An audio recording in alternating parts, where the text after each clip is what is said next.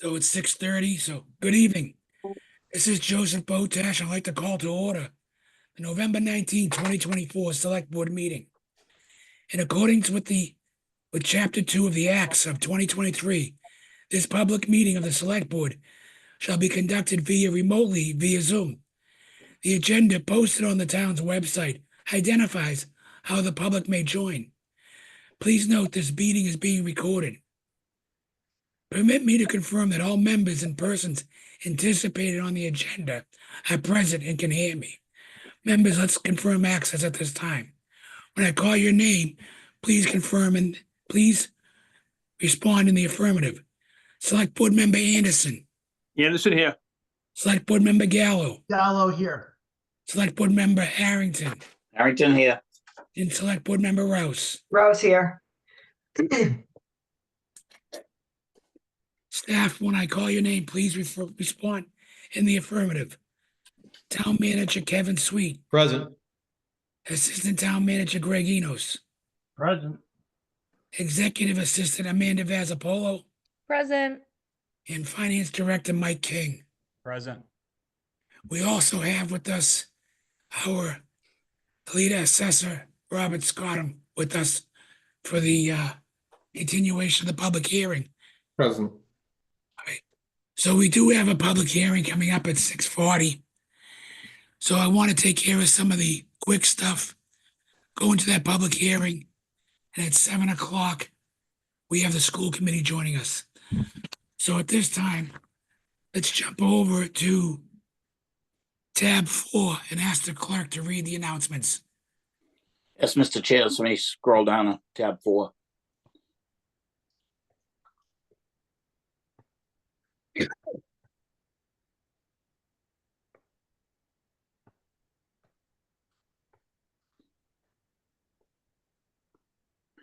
All right, so announcements for this evening's meeting.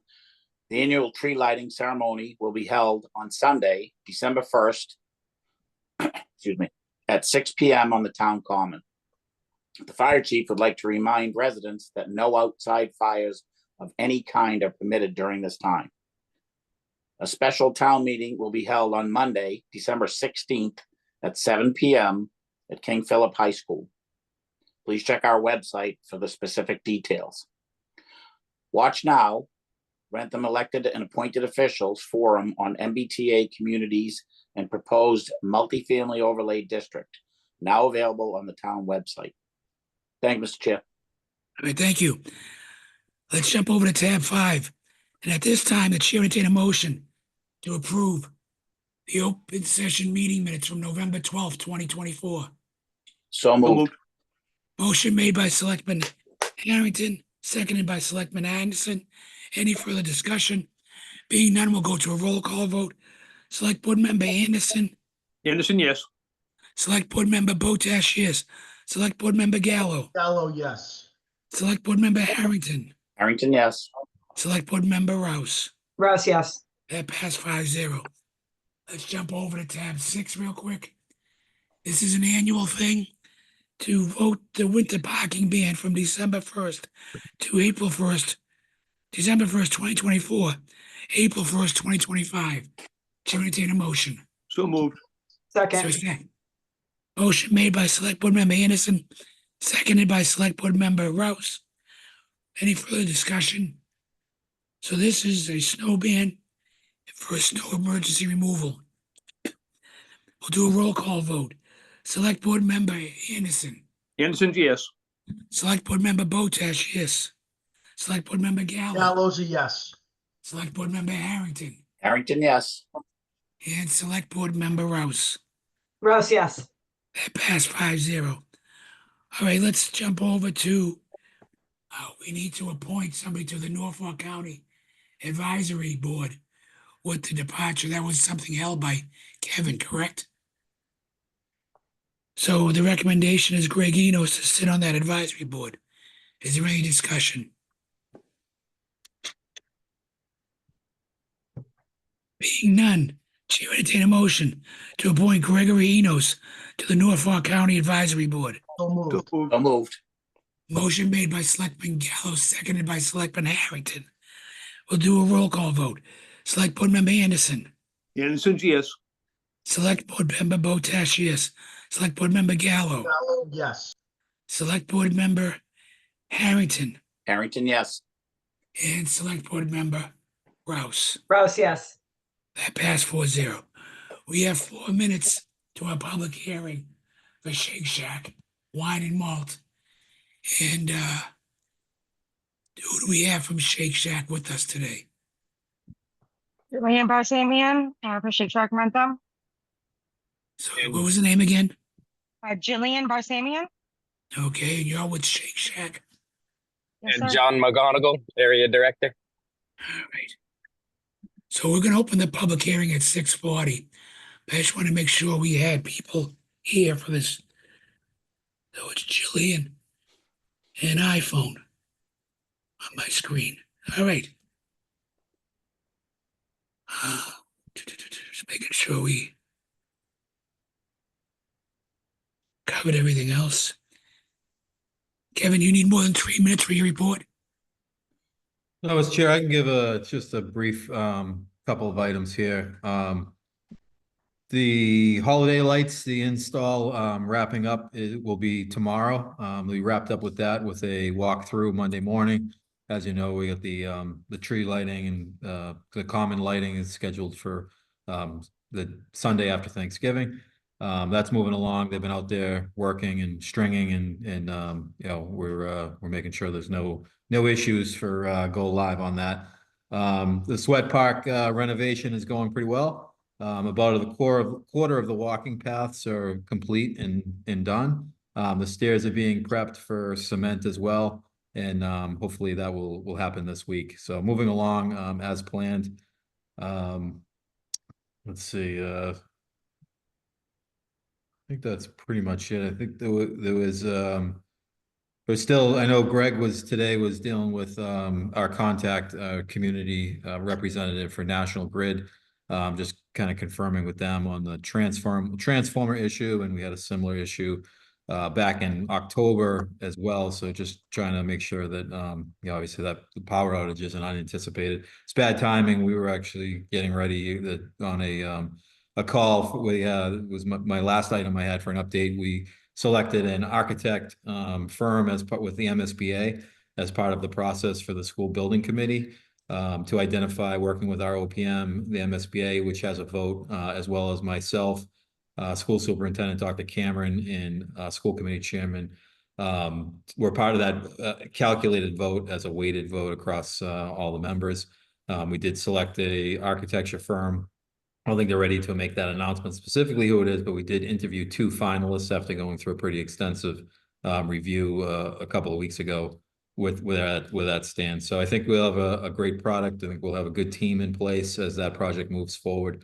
But it was bad timing because the school lost internet service and then ultimately lost power. So you know, both of them had to leave and go back home and try to make that happen. So it all went well, but we're still working with National Grid to make sure that you know, whatever, obviously it got restored fairly quickly once we were aware, and they had a crew go out and assess and address it. But it was about 1,500 properties that were impacted. That's all I have, Mr. Chair. Thank you. And mine was one of them. Yes. All right. Being 6:40, Chair would call to a motion to open the public hearing for Shake Shack's wine and malt license application at 1060 South Street, Suite 355. So moved. Is there a second? Second. Second. Okay. Motion made by Selectman Anderson, seconded by Selectman Gallo.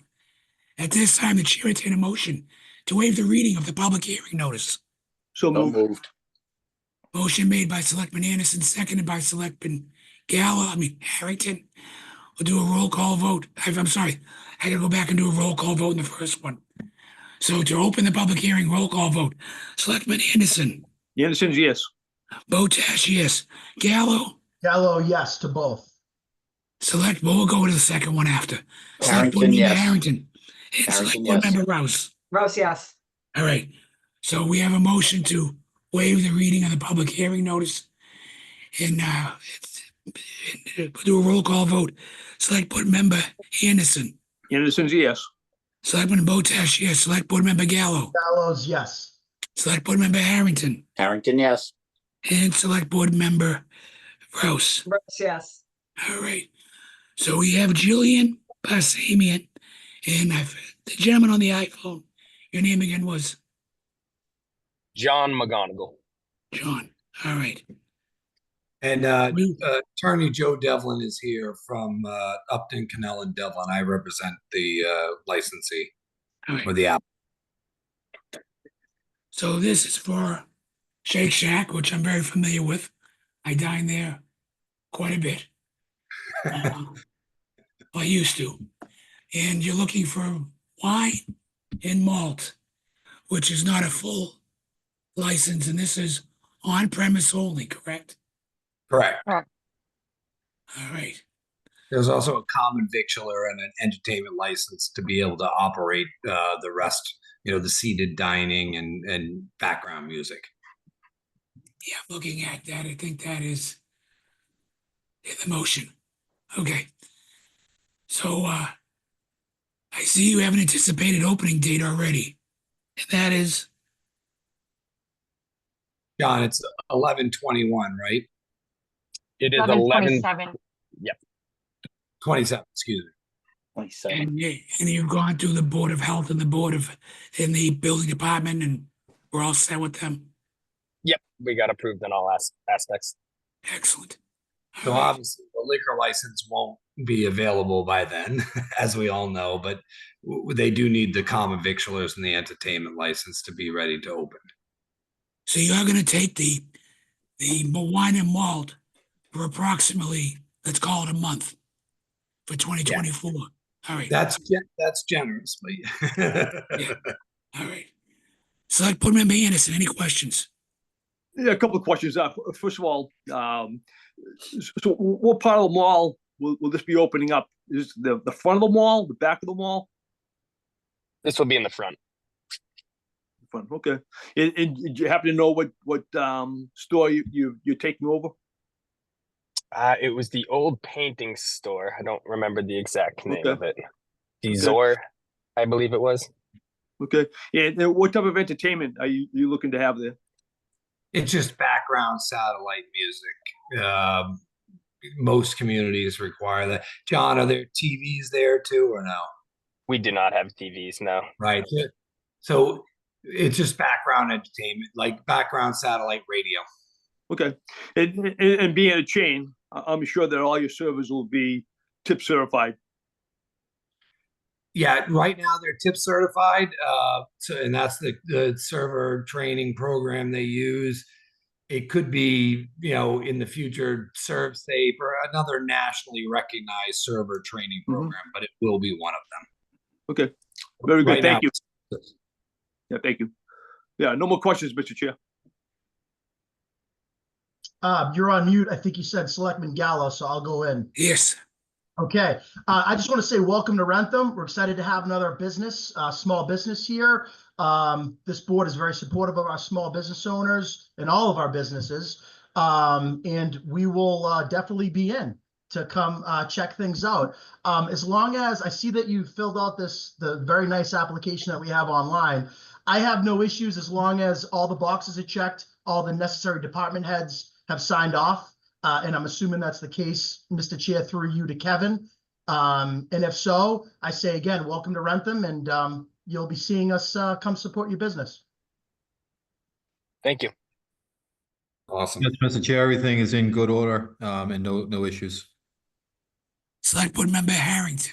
Yeah, thank you, Mr. Chair. I just, want to reiterate Chris's, Selectman Gallo's welcome to Wrentham. We look forward to having another small business in town, and we wish you all the success. And Select Board Member Rouse. Yes, thank you, Mr. Chair. No further questions, just welcome to Wrentham, and I hope that your staff is ready for Black Friday. You have 2 days to get everyone up to speed before the chaos. We are ready and we're very excited. So thank you all. I know we've been speaking at Shake Shack for 3 to 4 years about getting into this space. So we're super excited. I think it's a great space in the outlets right up front there. That'll be very successful. and we're looking forward to it. Team's ready to roll. We'll have some support throughout the Boston market, so that operations are good right out of the gate. Excellent. I've been representing Shake Shack for a number of years, and during the pandemic, they were really bummed out because it slowed down the places that they wanted to go to in Massachusetts, and this was one of them. So it's really nice to see kind of a reviving. They're starting to hit all the places that they wanted to. We got one pending in Wellesley right now up at the ABCC, so it's very exciting. Excellent. All right. So any other further discussion, Kevin? You have anything more on this? No, sir, everything's good. All right. So at this time, the chair entertain a motion to close the public hearing. So moved. Motion made by Selectman Gallo. Is there a second? Second. Second by Select Board Member Anderson. We'll do a roll call vote. Select Board Member Anderson. Anderson, yes. Select Board Member Botash, yes. Select Board Member Gallo. Gallo, yes. Select Board Member Harrington. Harrington, yes. And Select Board Member Rouse. Rose, yes. Okay.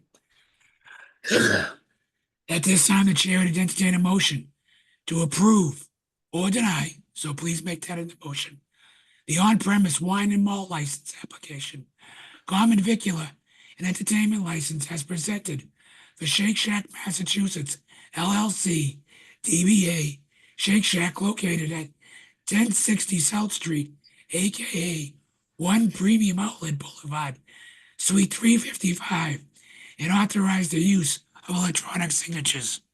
Motion to approve. Is there a second? Second. Motion made by Select Board Member Harrington, seconded by Select Board Member Anderson. We'll do a roll call vote. Select Board Member Anderson. Anderson's a yes. Select Board Member Botash is a yes. Select Board Member Gallo. Gallo, yes. And Select Board Member Harrington. Harrington, yes. And Select Board Member Rouse. Rose, yes. All right, that passed 5-0. Well, Shake Shack, welcome to Wrentham. Thank you, everybody. We really appreciate it. All right, Thank you. all right, Thank you. I know. Look forward to seeing you all soon in the shack. all right. Ciao, So John. did- Bye-bye. In addition to Robert from the assessor, we do have Tom DePlacido with us from the Board of Assessors. And this is a continuation of the tax classification from last week, the 12th of November. So I know we got the presentation, we got the recommendations, there were some questions. And I think the main question is, for Kevin, is was the average price or was the median price being used for evaluations? Did we get some answers on that? Yes, Mr. Chair, did get some mix of that. I don't think it was really conclusive, to be honest with you. It seemed like I think maybe the majority had some average of the folks that discussed it with. So it's really it's kind of a unique to the individual sort of communities on how that there's no defined specific. And I would be remiss to let us know that we also have another member of the Board of Assessors with us, Irene Levesque. Robert, go right ahead. Yeah, I did have a chance to talk to John Grow in Plainville, and he actually used my approach and actually offered both the average and the median this year, and that was upon request from his board. I know in the past we've used the medium. So for me, for continuity, I would like to use the medium again, but that's just me and it's up to the will of the board. And I will open that up to the board if they have any preference. Mr. Chair, through you, I'd like to ask Kevin and Rob once again. I'm okay using whatever makes the most sense for the taxpayers and the small business owners. Do we have a strong opinion one way or another if we should be using median, average, or range? And I understand range is a relatively new concept that was introduced by Mr. DePlacido and Mr. Scott and the team. There seemed to be some validity to that when we went over that in our hearing. But also I can, make no strong argument that median and average aren't the best way to go. So again, not being a policy expert, I would really like to hear from the policy experts as to their opinion. There's a point of order, Mr. Chairman. I do have Mrs. Levesque here, and I think we should open or continue our meeting as a Board of Assessors before we continue talking or anything. Okay, correct. Go right ahead. All right. I'd like to make a motion to continue the meeting or this hearing with the Board of Selectmen. Do I hear a second? You're muted, Irene. Sorry. Thank you. Second. Okay. Hearing nothing in the negative or no nays, our meeting is officially continued. Be happy to answer any questions or any comments in regards to this. Mr. Chair, I don't know if we want to ask our finance director, Mike King, as well, if he had any thoughts from a policy direction move. My experience in doing this a long time has really been the median, but I do know after some discussions, as Rob said, I think communities are starting to look at different approaches and kind of how they go about that. But I don't know if Mike had any conversations as well. Mike, the floor is yours. Thank you, Mr. Chair. So for at least the last 3 fiscal years, the select board has used median values in determining a shift.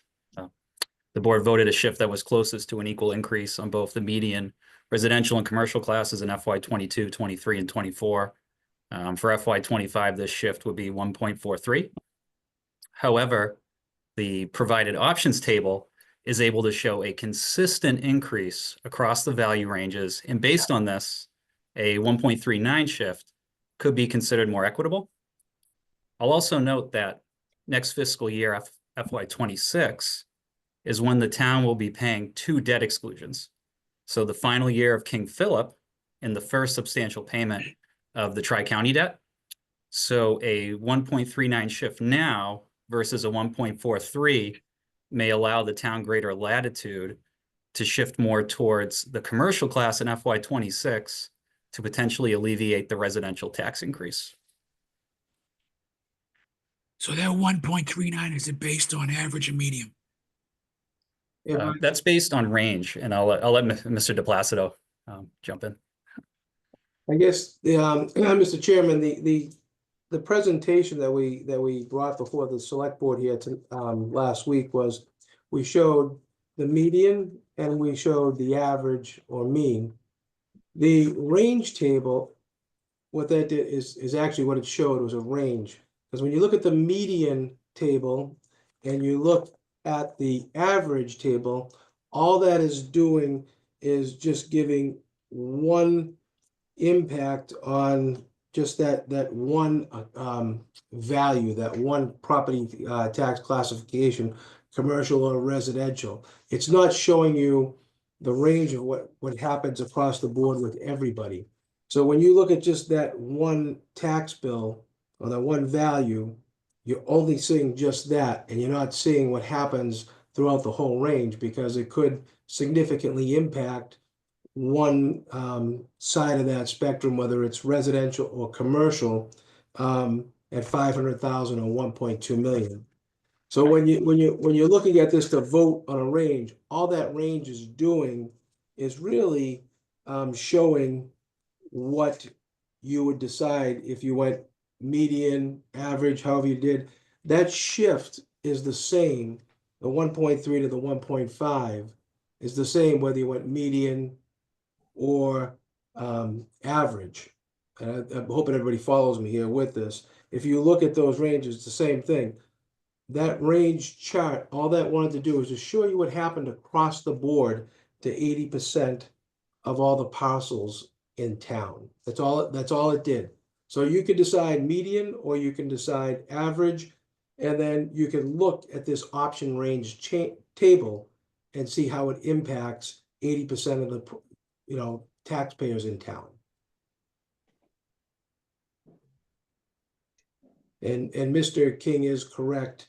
The 1.39 does have an equal tax increase based on equal values across property tax classifications. And that is on the last page of your presentation, that chart he's On both. referring to. It's on both.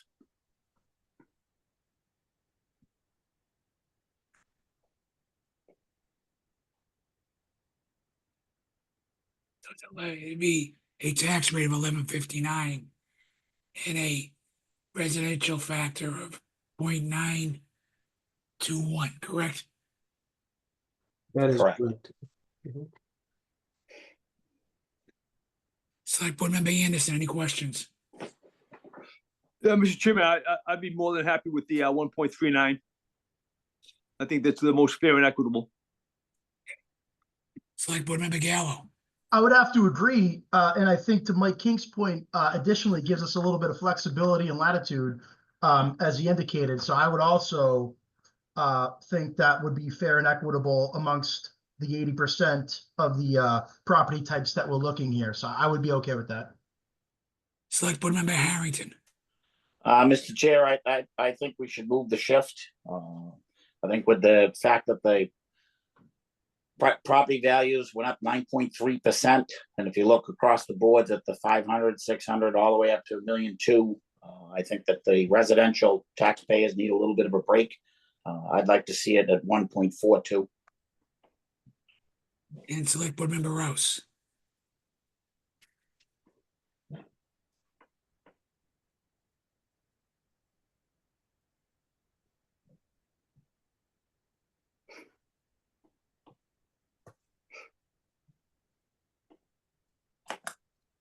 Michelle, you're muted. Sorry about that. I'm going to agree with the recommendation for the equal split after hearing Mike King's description in terms of what that will do for us now as what we're going to need next year when we're facing even more difficult times if it gives us that leverage.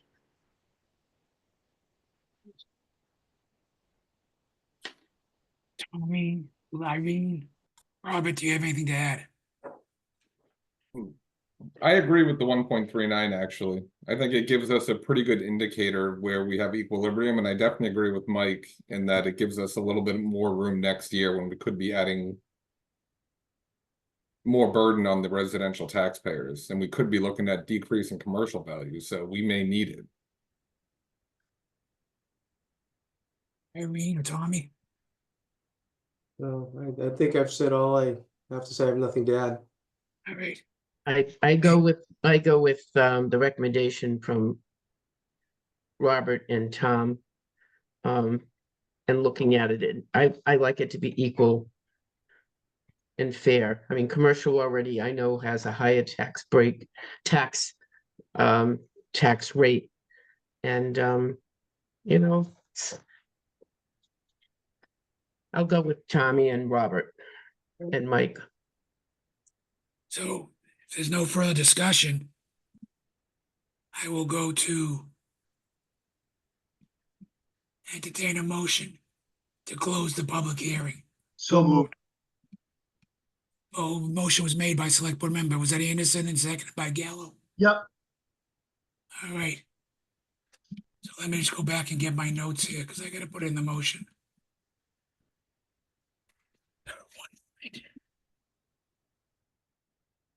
Mr. Chair, if you look on page 13 of our presentation, it would give you the proper motions.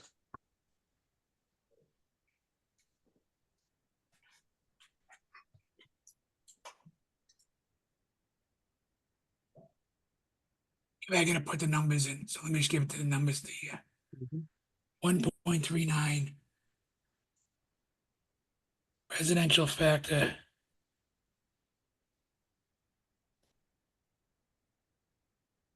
One commercial rate 17.52 residential 11.59.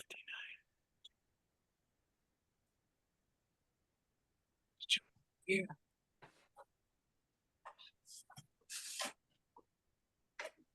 So at this time, the chair would entertain a motion to approve a commercial industrial personal property factor of 1.39 with a residential factor of 0.0921 with a residential tax rate of 11.59 per thousand, commercial at 17.52. So moved. Is there a second? I'll second. Motion made by Selectman Anderson, seconded by Select Board Member Rouse. No further discussion. We will go to a roll call vote. Select Board Member Anderson. Anderson's a yes. Select Board Member Botash is a yes. Select Board Member Gallo. Gallo, yes. Select Board Member Harrington. Harrington, no. Select Board Member Rouse. Rouse, yes. That passed 5-0. At this time, Chair will entertain a motion. Mr. Chair, point of order, didn't pass 5-0. It passed. 4-0, I'm sorry. 4-1. 4-1. 4-1, I'm sorry. At this time, the chair entertain a motion to adopt the commercial exemption of 10% for small business. So moved. Motion made by Selectman Gallo, seconded by Selectman Anderson. Roll call vote. Select Board Member Anderson. Anderson's a yes. Select Board Member Botash, yes. Select Board Member Gallo. Gallo, yes. Select Board Member Harrington. Harrington, yes. Select Board Member Rouse. Rouse, yes. That passed 5-0. At this time, the chair will entertain a motion to adopt the residential exemption, which is, over to slide 13. So, Mr. Chair? Yes. Yeah, I believe we've never had a residential exemption, is that correct?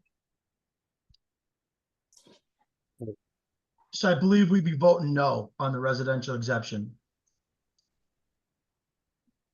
That is correct. There's never been a residential exemption that I am aware of. So the motion is to deny the residential exception. Correct? Yes, Mr. Chair. Will somebody make the motion, please? So moved. Is there a second? Anderson. And the second was Gallo. okay. So the motion is to deny the residential exemption. Roll call vote. Select Board Member Anderson. Anderson's a yes. Select Board Member Botash is a yes. Select Board Member Gallo. Gallo's a yes. Select Board Member Harrington. Harrington, yes. Select Board Member Rouse. Rouse, yes. So the denial of the residential exemption is passed. So we were all set with the Board of Assessors. Thank you. Just a point of order, I'd like to close our hearing. Correct. Our meeting for the Board of Assessors. Do I hear a second, Irene? Second, yes. Okay, meeting is closed. Thank you very much, the Board of Selectmen. Thank you, Thank you. everyone. Job well Thank done. you. Thank you. And then leave.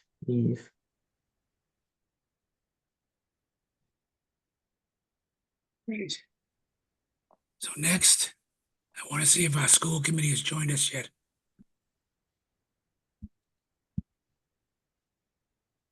I don't see them yet.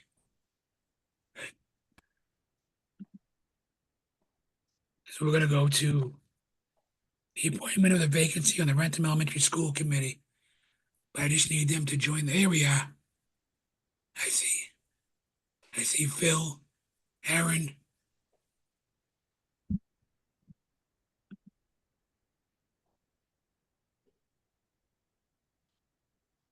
Waiting for Veronica and Paul. Veronica and Paul have just joined, Mr. Chairman. Okay, there we go. So I want to welcome the school committee. You've called your meeting to order. And I want to welcome you all to this meeting to appoint the vacancy on the school committee. Tonight's format, we will have 5 individuals who have an interest in serving on the committee. And those 5 people are, when I call your name, just confirm you're here, is Cynthia Fuller, Here. Dawn Doyle, Here. Krista Ianberg, Here. Megan Drennan, Here. and Michael Hayek. Here. Okay, so what we're going to do is We're going to give the board members on both sides an opportunity to either make a statement or to ask a question of each one of you. We'll take you one at a time. We'll take you in the order I read your names on the list. It's just the way that will be easier. The school committee will ask you a question, and the members of the select board will ask you a question. At the opening of your introduction, you have a minute to tell us why you want to be on the school committee and give us a little intro on yourself. We have your applications, we read them, but we want to hear from you. And then at the close of all the comments and questions, we will then ask for a vote. We would like, ideally, the recommendation to come from the school committee, but this is a majority vote of both boards. There are 9 voting members, 5 need to approve. So that being said, I'm going to start before I turn over to the school committee and make a quick statement and not ask questions. I've been sitting on the school committee now for 15 years observing, and I've seen such great work done. And I've seen my kids go through the Wrentham Elementary School and get an unbelievable education, a foundation for success. And I want to continue seeing that. But what I want to see is that our school committee follows the charge that was given to them to be a voice and advocate for the families and the children of our student body. I don't like to see politics in school committee meetings. I lived through desegregation in the 70s. That was all about politics. And what I found is when the politicians and the parents were heavily involved, nothing got accomplished. But when things eased off organically, the students were able to realize they're no different from anybody else. They were welcoming, and they corrected social issues, which are no different than what they are now. In the 70s, it was racism, it was racial profiling. Now it's a gamut of other things, including still some racial profiling.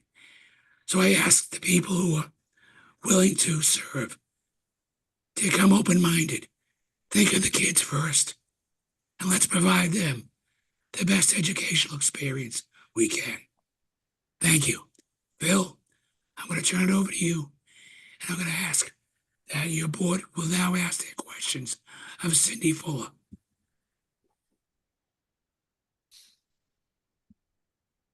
You're on Thank you, mute. Thank you, Mr. Chairman. Appreciate your comments. Agree with your remarks wholeheartedly, and appreciate your personal experience and your welcoming us here to your meeting tonight for this joint session. I also just want to echo how I feel about municipal service and what I'm looking for in a candidate, especially in a vacancy appointment for the next 4 meetings of our committee until the next election. I want to commend the candidates for putting your hat in the ring.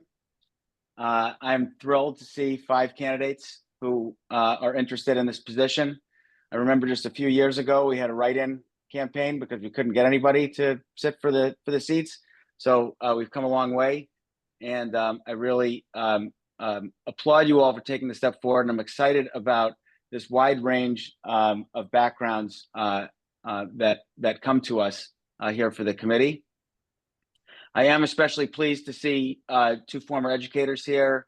I have found that experience to be very useful in our deliberations. You know, as we all know, Veronica and I will be going into negotiations later in the first quarter of next year. And, you know, there aren't likely to be any real decisions coming back to the full committee prior to the next election. I do think it's incredibly valuable to have perspective on how cutting from one area to feed another area can influence things on the ground.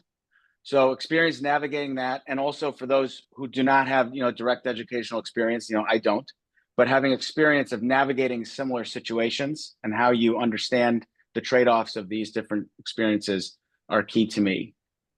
As Joe mentioned, and I agree with it completely, I believe that our community is served best when we as elected officials spend more time listening than talking. We shape our ideas from listening to broad perspectives. In the case of the school committee, that means parents, teachers and staff, administrators, and obviously other town officials. We've had a wonderful experience working with this board and other boards when there are matters of great importance to our town. We should approach our work free from ideologies or politics. We should not be pushing any agendas. And so I will take my own advice and I will stop talking and I will start listening. But I do hope the candidates will touch on some of these areas as we move forward. So now I will ask if any members of the Wrentham School Committee have any questions for Ms. Fuller. So, is it possible to start off and just let her introduce herself and That's what I was gonna say. say If we why? could Sorry, just- Joe. you Yes. know. Yeah. Cindy, if we Thank could you. just have you a quick introduction. Hi, I'm Cindy Fuller. I've lived in Wrentham my entire life, as did my father. We're townies. I taught in the Wrentham school system for 35 years. So I've had over 700 students of Wrenthamites. I've been on numerous committees as a teacher in Wrentham, including being on the negotiations team for many, many years. I was president of the teachers union for many years. So I have a lot of experience working with teachers. I have experience working with students and working with parents, all of those parent-teacher conferences and whatnot. I feel like that being in Wrentham my entire life, I have a real commitment to the community, to the children of Wrentham, to the parents of Wrentham. And I just think I can do some good on the school committee as we go forward. It's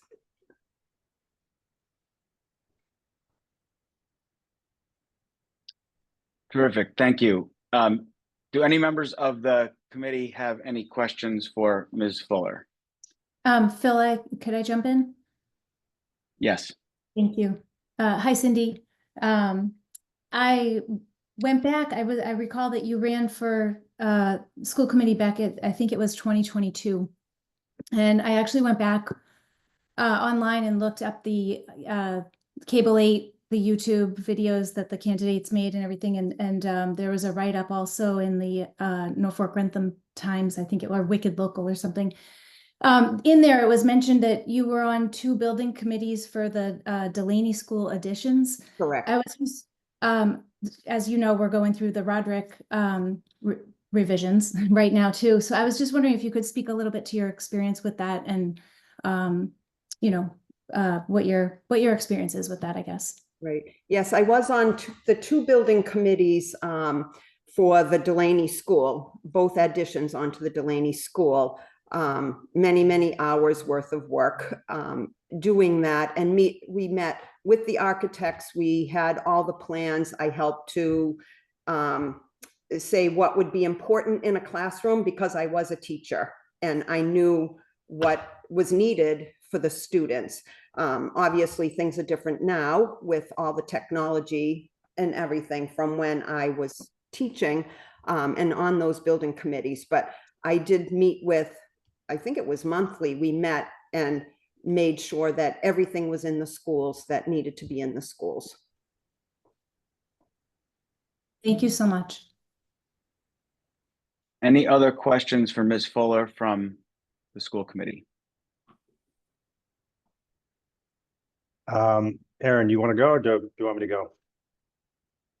No, you can go ahead. Cindy, yeah. First of all, I had a chance to talk with all the candidates over the weekend, and Cindy and I had an amazing chat. And so, really appreciate your time a couple of days ago. Ultimately, I'm curious of your thoughts on mental health issues. So from my perspective, mental health issues have been on an uptick over the last 5-10 years. And that certainly has had a reverberating effect on our grade school and elementary school students. So I know while it's not the school committee's members' job to solve these issues single-handedly, I believe it's crucial for them to be hyper aware of the issues. So yeah, my question is twofold. What do you think has contributed to the increase in mental health issues among students? And as a school committee member, what steps would you consider taking to address this challenge? Well, I think the world in general has helped contribute to some mental health issues, in addition to possibly some of the expectations put on kids now. There are an awful lot of expectations that they have, whether it's in school, sports, home, whatever. There's a lot of expectations. And I think that that has contributed to the mental health issues. As a school committee, I don't really have a thought about what we could do for it. I know we have wonderful counselors at school that really work towards helping out all these students with the issues. But I would be willing to work with whoever is on the committee and come up with a consensus as to what we could do as a committee to help these children. Thank you.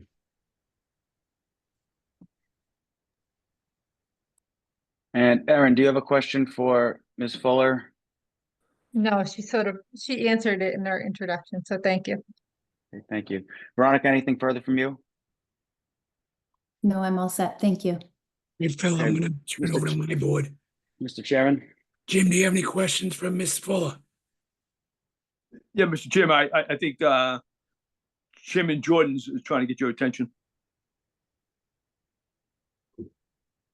No, Mr. Anderson, I was just passing it back over to Chairman Botash. Okay, my bad.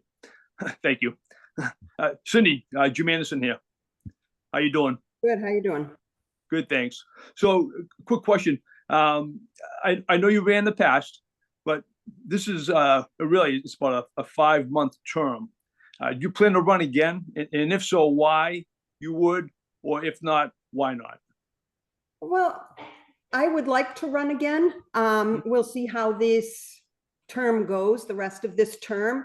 And if I think that it's something that would help the school committee, then yes, certainly I would run again. Okay. You know, if for some reason it wasn't a good fit for me to be on the school committee, then maybe I wouldn't run. But, you know, and you never know in 5 months what's going to happen either. Right, okay. All right, very good, thank you. All right, Select Board Member Gallo. Thanks, Mr. Chair. Ms. Fuller, very nice talking to you the other day. Appreciate your time. Thank you for running. So my question is going to be the same for every candidate.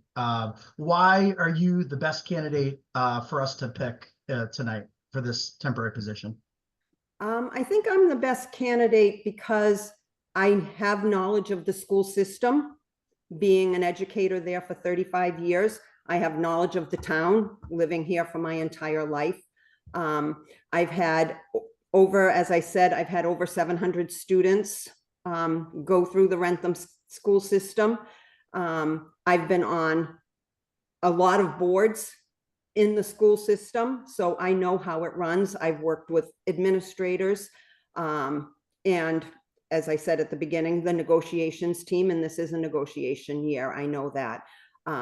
So just my knowledge of the school system and my years of service, I think would make me the best candidate. Thank you. And I'd be also remiss not to thank you for all your years of service. So thank you for being a dedicated teacher for all those years. My pleasure. No further questions.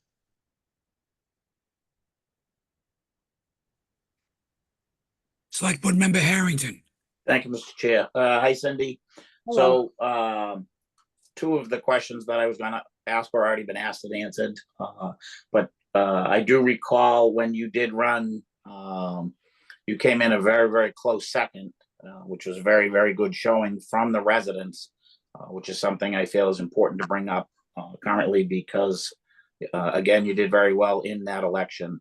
And my other question I was going to ask is if you were going to run in the spring, if you were to get the election, but that's already been answered. So appreciate you putting your hat in the ring and wish you the best. Thank you. Select Board Member Rose. Thank you, Mr. Chair.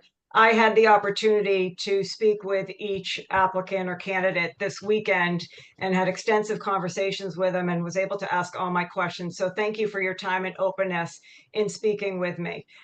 I'm not going to have any further questions for any of the applicants at this time. I just want to thank them for putting themselves in this process to be appointed. I just want to make a quick statement. as I'm thinking about this interim position and appointment, I reflected back on my 9 years on the school board. During that time, our board had different views, perspectives, values, but we were able to come together and make decisions as a group that respected one another. We listened, we collaborated, and we did the best for our students and for our community. So in making my decision for an appointment in this interim time, it's important for me to bring someone on who will do the same, that will help this board move forward in areas of collaboration, effective communication, respect for one another, and integrity, and doing what is best for our students and our school community. Thank you. Thank you. Okay, next, before I turn it over to the school committee, I want to introduce Dawn Doyle and give you a minute, Dawn, to tell us about yourself. Good evening, and thank you for the opportunity to address you today as I put forth my candidacy for school committee. I come to you as a passionate educator, a dedicated parent of a child with special needs, and someone deeply committed to fostering meaningful dialogue and collaboration in our school and in our community. As a teacher with 25 years of experience, I have firsthand knowledge of the challenges and opportunities within education. I've worked closely with students, families, and colleagues to create learning environments where all children can thrive. This experience has given me a deep understanding of the needs of our schools.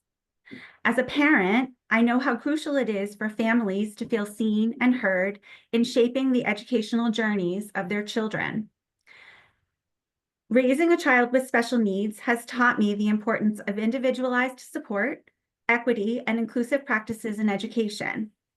I bring this perspective to the table and aim to advocate for policies and programs that ensure every child has the opportunity to reach his or her full potential.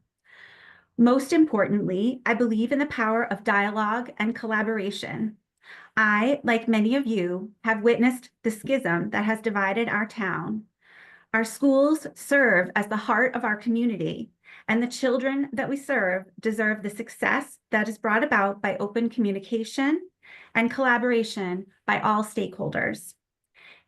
If given the privilege to serve, I will prioritize listening to diverse perspectives and ensuring that decision-making reflects the needs and values of our town. I'm committed to transparency, accountability, and working tirelessly to address the challenges our schools face, whether it's navigating the budget, supporting educators, or addressing the evolving needs of our community. Thank you for considering my candidacy. I am excited about the opportunity to contribute to the future of our schools and ultimately to our town.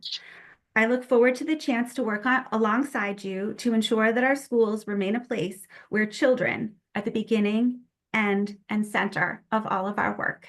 Thank you. Thank you. Phil, I'll turn it over to you. Thank you. We'll go in the same order. So, Ms. Gonzalez, do you have any questions for Ms. Doyle? Hi, Dawn. Hi. How are you? Thank you for putting your hat in the ring. I actually not sure I have much of a question. Her application had the attachments, so I read through her letter of intent and activities. I don't know that you mentioned the activities out loud that you do within the town of Wrentham right now. I believe you're involved in a couple boards. I am. I serve on the PTO, and I've gotten involved in some of their programming this year, including starting a new program for parents to volunteer to do, we call it cut-ups, photocopying and laminating for teachers, just to help support classroom teachers. I serve on the West Board, and I was involved in a recent fundraiser. And I'm also the social media consultant for the CPAC. I'm involved with the CPAC, which is very near and dear to my heart. And it's wonderful to be so involved. My daughter is 4 and in preschool, and I just feel like this community has just wrapped its arms around my family, and we are just so pleased to be here, and it's wonderful to have the opportunity to give back. Great, thank you so much. I'll go Mr. next. Lashway? Yeah, go ahead, Yes, Paul. Of course. Dawn, nice seeing you on camera. It was a pleasure talking to you this weekend. And thanks for all that you do on CPAC and also your service with the preschool playground project, which I know you put in your application, but you probably should have just mentioned because it was a fantastic job. I have the same question that I'm going to ask all candidates. So if you want me to repeat it, I will. But ultimately, uptick in mental health affecting our students, you know, as a school committee member, well, first of all, what do you think contributed to that uptick and increase in mental health issues among students? And then as a school committee member, what steps would you consider taking to address these challenges? I mean, I think just like anyone else, none of us know for sure. We can only guess what we think has caused the uptick in mental health needs among our students. I think certainly I agree with Cindy that we are asking more and more of our kids. We are pushing them really hard. They experience an incredibly rigorous school day, and then are involved. Often children are, they live very structured lives. They don't go out and play until the lights come on like we did as children. They have practices and they have lessons.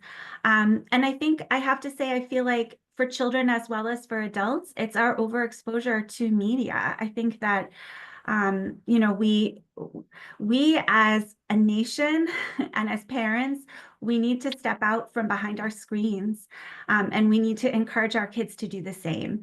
I think that, there's just so much of an overfocus on appearance, on posturing and presenting oneself, and children, very young children are experiencing that, at first coming from adults, and then, coming from peers as well.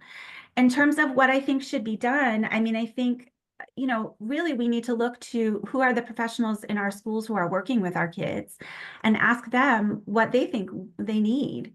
I think that speaking as an educator myself, when you are working with children day in and day out, you spend a lot of time with these little people and you get to know them really well.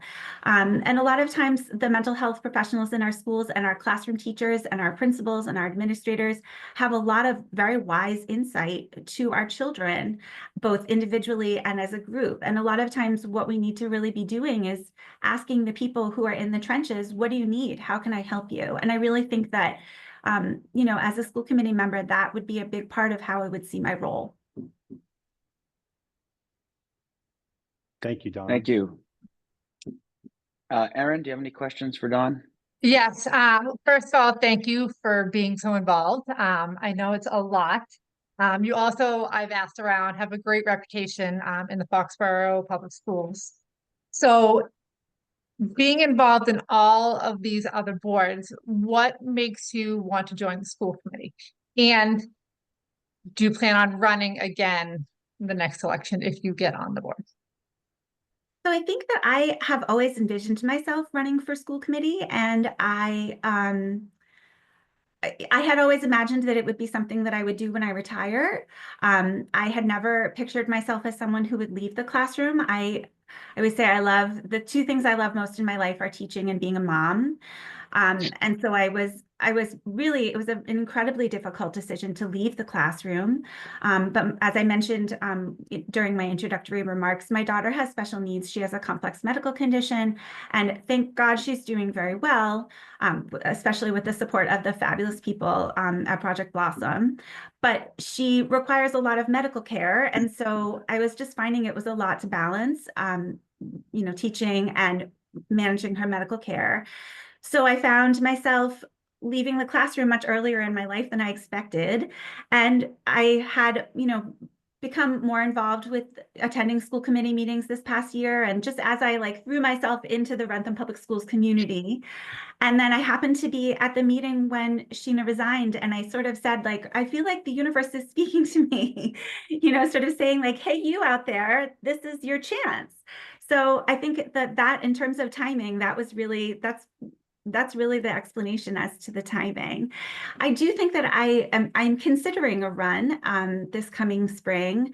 I think that it kind of depends on sort of what the experience is like, and if the committee feels like, if I feel like I'm a good match for the committee and it feels like it's a good match for my life, I think that this is an interesting opportunity to sort of test it out. But yeah, I think that I'm considering a run. Absolutely. Thank you. Terrific. Well, I'm not going to ask Dawn any questions. In disclosure, I've known Dawn for as long as Ms. Fuller was teaching in the Wrentham Public Schools. We grew up together. So, and I think it's fair to say that Dawn has wanted to be part of this education community for a long time. And the biggest surprise would be actually if she would be that I would be on there, not her. So, thank you for coming, Dawn, and I will turn it over to Chairman Botesh. Thank you.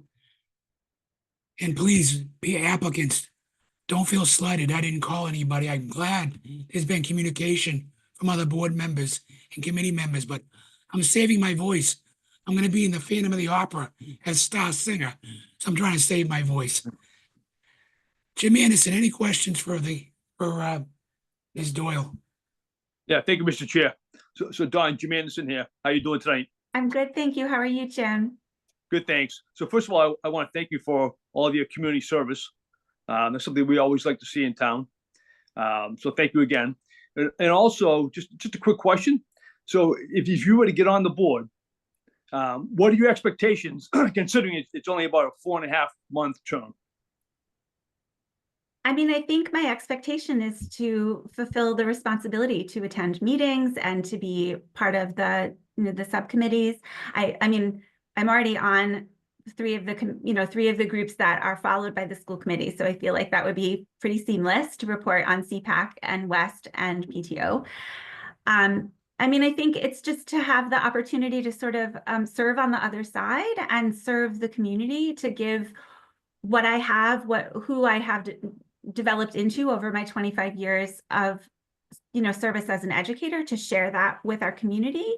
And that's really the goal, is to just be part of be a positive part of the system, I think, is really what I'm looking to accomplish. Okay, well, thank you and good luck. Thank you. Select Board Member Gallo. Yes, Mr. Chair. First of all, I would buy 2 tickets to see Phantom of the Opera with you singing. So let me know if that actually happens.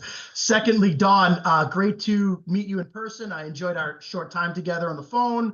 I learned a lot about you in a short amount of time. And you are very active in our community. I want to thank you for that. Same question to you, just to be consistent. Why are you the candidate that we should choose tonight for this position? Well, I think that the fact that I'm an educator and that I have been in the classroom as recently as June of this past school year really I think that that's an important voice to have at the table, to really have someone who is part of the decision making, who has walked the walk. And I just think that that's an important component to any good school committee. I think that I have demonstrated a real dedication to our town. And I really think that the fact that I'm a person who seeks to build relationships with others, I'm a person who seeks to create dialogue and to listen, a person who is always willing to give anyone a chance. I think that I'm a person who comes into situations open-minded. I always believe in the best in people. And I think that that is something that's a kind of an energy that our school committee really needs right now. We really need people who are optimistic and who are willing to be problem solvers. And I think that that's the kind of person that I am. And that's the kind of energy that I would bring to the job. Thank you so much. No further questions. All right, Select Board Member Harrington. Mr. Chair, again, anything that I had written down has been asked and answered. You're very positive, very upbeat. I appreciate you wanting to get involved, or more involved, I should say. Wish you the best. Thank you. Select Board Member Rouse. As I stated, I am all set. Dawn, thank you so much again for our conversation, and thank you for all your contributions to our town and to our school. Thank you. Thank you, Dawn. So our next candidate is Krista Amberg. So if you'd like to take a minute to introduce yourself, and then we'll turn it over to the school committee. Thank you so much, Chairman Botesh and everybody. I appreciate being here. So I'm actually here today because I'm a social worker and a therapist, and I've dedicated my career advocating for children's mental health and educational needs. And applying for the school committee seat is just another way for me to show up for the students in our community. Speaking to kind of what Chairman Botesh had mentioned around, political ideology within the school committee. Last spring, I ran a writing campaign to stand up against a policy that I believe did not serve the interests of our entire school community. And I'm here to say I'm proud of how I responded to that concern because I did it honestly and openly. And I would bring that same honesty and openness and accountability to any position that I was in on the town. I have heard some concerns from different community members after reading my application about my role on the Democratic Town Committee, so I just want to address that briefly. Like Chairman Botesh said, this is a nonpartisan position, and this role has nothing to do with a political party that any committee member is affiliated with, and nor should it. As you all may know, as the majority of the board members voting today are affiliated with political town committees, and I expect that important decisions remain nonpartisan and reflect the best interests of our community at all times. And so the standards that I hold for myself are no different than those I expect of others. And ultimately, there are really very real challenges facing our town right now with limited Chapter 70 funding, teacher contract negotiations, potential budget shortfalls, the Roderick School Building Project, and the school committee is tasked with addressing these issues over the next few months. And during this short appointment, I can promise you that I'll show up, I'll ask questions, I'll work collaboratively with all members, and I'm going to center the needs of our students first and foremost, because I do believe that every person has the best interest of students at heart. And it's really with that attitude that I approach different perspectives, because approaching problems with a plurality of ideas is really how you come up with creative solutions. And at the end of the day, we're all people working and living together in this amazing community, and we have amazing school system. And as a mother of 3 children in our district who attend the Roderick and Delaney, it would just be an honor to represent student and community voices as a member of this committee. Bill, the floor is yours. Thank you, Chairman Botesh. Veronica, do you have any questions for Ms. Amberg? Hi, Krista. Thank you also for throwing your hat in the ring. I actually don't have any questions. Your summary was attached again in your application, and any questions I would have had were actually just covered in your opening statement regarding politics. So thank you. Thank you, Veronica. Paul, any questions for Krista?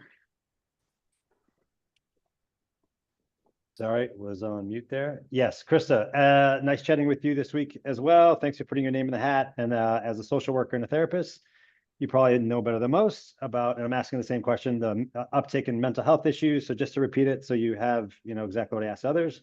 What do you think has contributed to the increase in mental health issues among students? And as a school committee member, what steps would you consider taking to address this challenge? Sure. So I think, honestly, what both Dawn and Cindy have already mentioned was really, we live in a really different world, and our kids have a lot that they need to be kind of facing every single day. So I work a lot with clients who are neurodiverse. And I think that that's been a really big component in terms of how our educational system is really meeting the individual needs of a diverse group of students.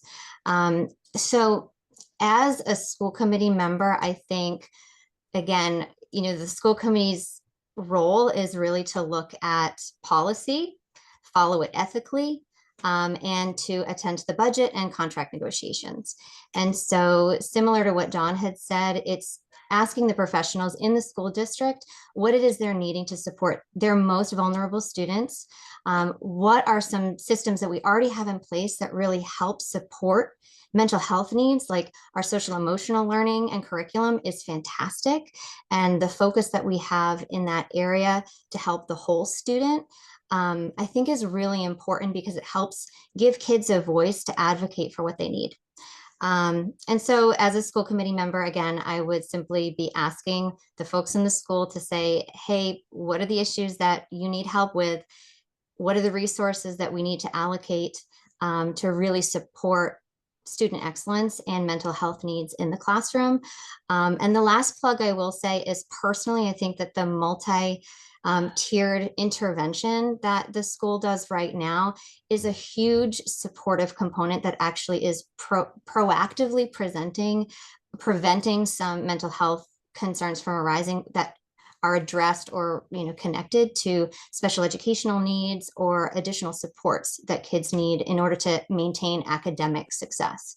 Because I think when kids do well in school, they feel good. And that's really what I hope for all of our students. Thank you. Erin, any questions for Krista? I do not. Thank you.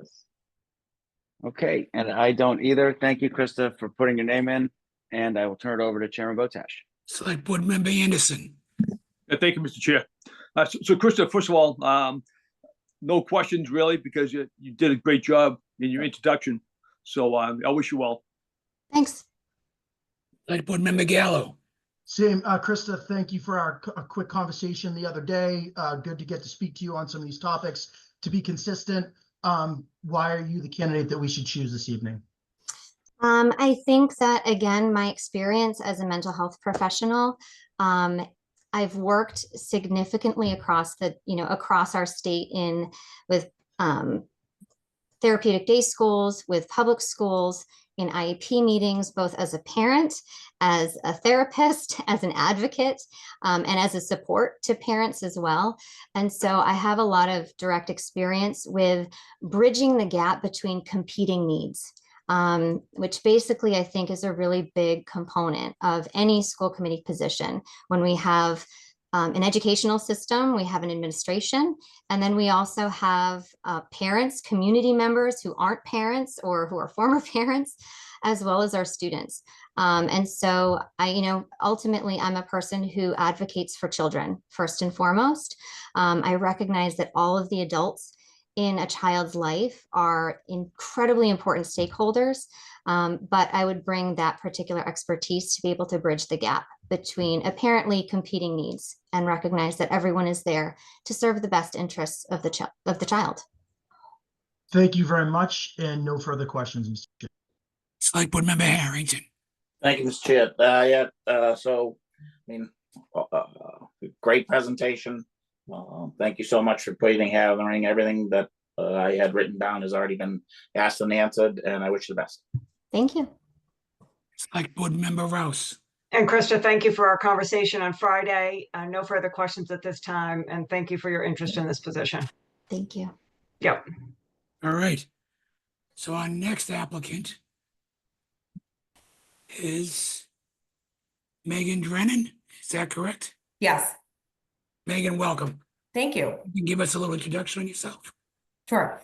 Thanks everyone for your consideration this evening. I'm excited to be here. My husband and I have lived in Wrentham for 4 years, and we have 2 sons. One's in pre-K and one's in 1st grade. We still live in Norfolk, and we both went to high school in this general area. My brother and sister-in-law also live in Wrentham and have 4 children. So there will be Drennans in the school system for years to come. I'm here today with no political aspirations. I'm here strictly with 100% focus on students and their needs. And I'm going to hit Chris Gallo's question just right off the bat of why I believe I'm best suited for this role.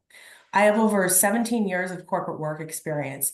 I'm a people manager. I've had to make difficult business decisions over my career, such as those related to personnel, performance, budgets, asset allocation, conflict resolution. I'm also experienced in relationship building, public speaking, and facilitating collaboration across large groups of people.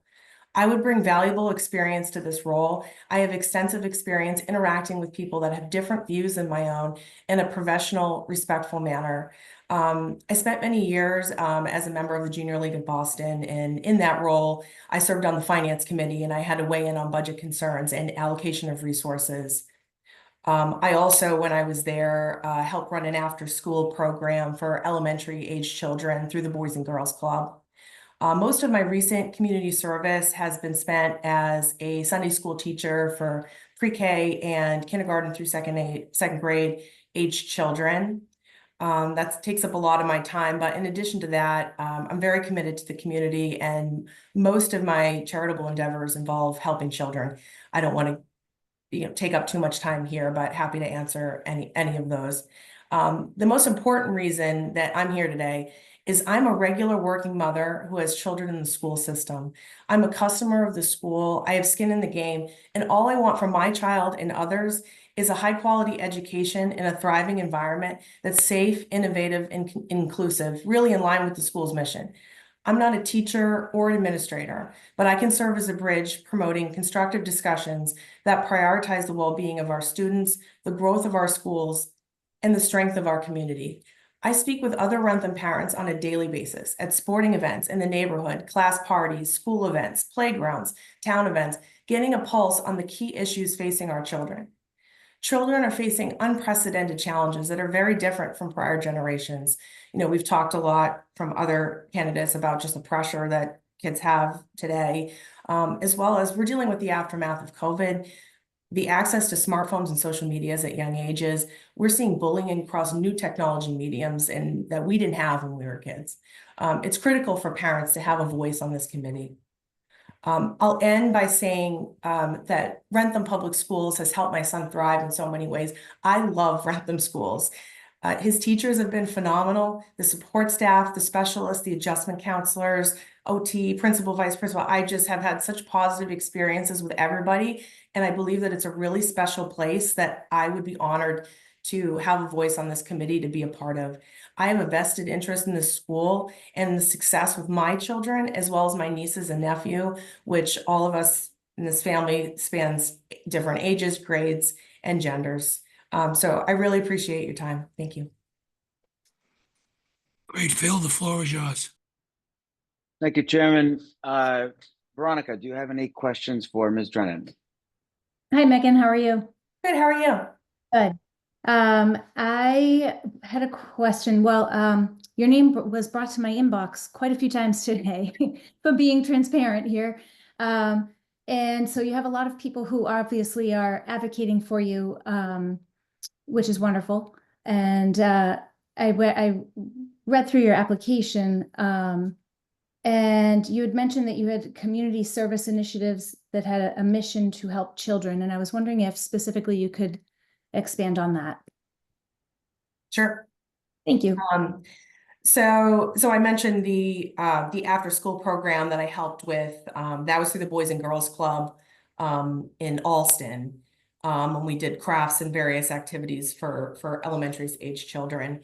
More recently, though, I found this nonprofit in the Natick area called Birthday Wishes. And they wrap presents for children who are affected by homelessness and domestic violence.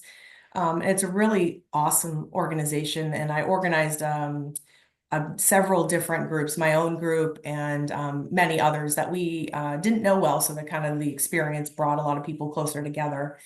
So that's one thing, and I hope to do more with that organization going forward. Every year I donate and stuff backpacks for children in need. I like calligraphy, so I've calligraphied handmade Christmas cards. There's an organization in Boston called Christmas in the City. It's a nonprofit focused on helping homeless children and their families. Those are a couple of like the main areas, as well as my commitment to my church that I mentioned before is a lot of my time of community service. Gotcha. Thank you so much. And out of curiosity, where is it that you're a Sunday school teacher? In Foxborough. Okay. Thank you. Yeah, thank you. Paul, turn it over to you. Sure. Meg, thank you for applying. It was great chatting with you this past week as well. And yeah, no surprise on the question. What do you think has contributed to the increase in mental health among students? And as a school committee member, what steps would you consider taking to address this challenge? Yeah, I agree with a lot of what other candidates have said. I'll also say I read this book recently called The Anxious Generation, written by brain scientist Jonathan Haidt.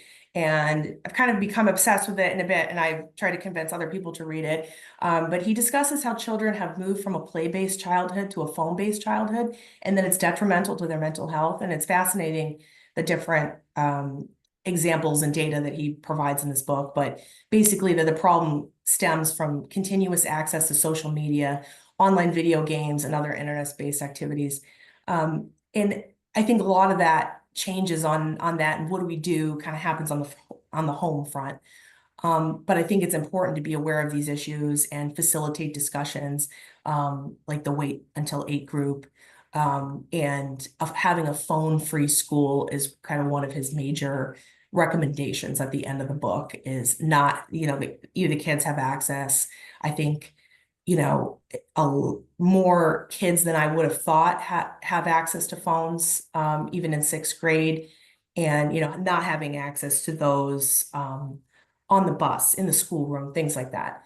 I also think that food is very different today than it was when I was a child. So I think we could be making nutritional changes at the school level. I know my child is very sensitive to food dyes, but those are kind of what I would add, and also agreeing with everything that everybody else has said. Thank you. Appreciate it. Aaron, any questions? I do not have